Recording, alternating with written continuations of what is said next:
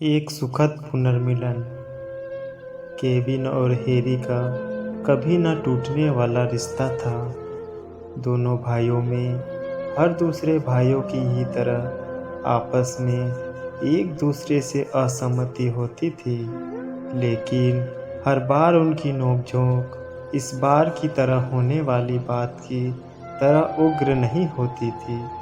बात की शुरुआत तो हमेशा की तरह ही हंसी मजाक से हुई थी, लेकिन जल्दी ही वह एक गर्मागर्म बहस में बदल गई थी। दोनों ने एक दूसरे को भद्दे शब्द बोले, आपस में आरोप लगाए और धीरे धीरे यह बहस बद से बदतर होती चली गई। हैरी गुस्से में दरवाजे से बाहर चला गया और केविन ने उसे रोकने के लिए कुछ नहीं किया।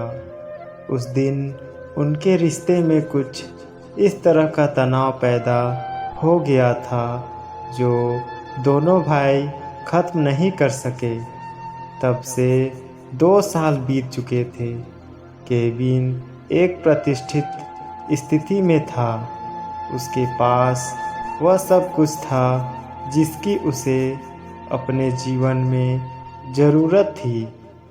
एक अच्छी नौकरी, एक बड़ा घर, उसकी प्यारी पत्नी नीना और जल्दी ही उसके जीवन में आने वाला उसका एक बच्चा। एक दिन जब वह अपने काम पर गया हुआ था, तभी उसका फ़ोन बजा। दूसरी तरफ से उसकी पत्नी की आवाज़ आई, मैं लेबर रूम में जा रही हूँ, जल्दी आओ। उसने जल्दी से अपनी कार की चाबी उठाई और जितनी तेज़ी से भाग सकता था भागा। बच्चे के इस दुनिया में आने के समय उसने नीना के साथ रहने का वादा जो किया था। केविन अभी अस्पताल के रास्ते में ही था कि तभी अचानक उसकी कार में कोई खराबी आ गई, जिसके कारण वह चलते चलते बीच रास्ते में ही रुक गई। उसने कार शुरू करने की कोशिश की, लेकिन वह हिल भी नहीं रही थी। बिना ज़्यादा समय बर्बाद किए उसने कार को धक्का देकर साइड में लगाया और अपने लिए एक कैब बुक कर ली। पत्नी के बारे में सोच सोच कर ही उसका दिल ज़ोर ज़ोर से धड़क रहा था। अभी भी वह अस्पताल के रास्ते में ही था कि अचानक उसका फ़ोन फिर से बज उठा। यह हैरी का कॉल था। हैरी का नंबर देखकर केविन ने सोचा कि मैं अभी इससे बात नहीं कर सकता, और यह सोचकर उसने उसका फ़ोन डिस्कनेक्ट कर दिया।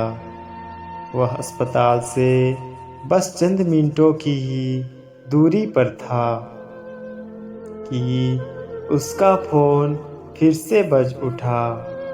इस बार हैरी का एक मैसेज था, बेटी हुई है, माँ और बच्चा दोनों ठीक हैं, चिंता मत करो, मैं यहीं पर हूँ। हैरी के इस मैसेज को पढ़कर केविन ने राहत की सांस ली। जब वह अस्पताल की लॉबी में गया तो उसने देखा कि हैरी वहीं खड़ा उसका इंतज़ार कर रहा था। उनके बीच नज़रों का आदान प्रदान हुआ और वे नवजात को देखने के लिए दौड़ पड़े। उस शाम नीना ने उसे बताया कि वह और हैरी लंबे समय से एक दूसरे के संपर्क में हैं। मैंने आपको नहीं बताया, मुझे लगा कि आप परेशान होंगे। आखिरकार इतने साल की दूरी और फिर से जुड़ने में होने वाली झिझक के बाद हैरी ने केविन को उस दिन सरप्राइज देने का फैसला किया था, जिस दिन उसका बच्चा इस दुनिया में आएगा। उसे पूरी उम्मीद थी कि वे आपस में सुलह कर लेंगे। नीना के यह बताने के बाद केविन का गला भर आया था। उसने फ़ोन उठाया और एक नंबर मिलाकर बोला, हैरी, यह मैं हूँ केविन। यह एक लंबी और भावनात्मक कॉल थी।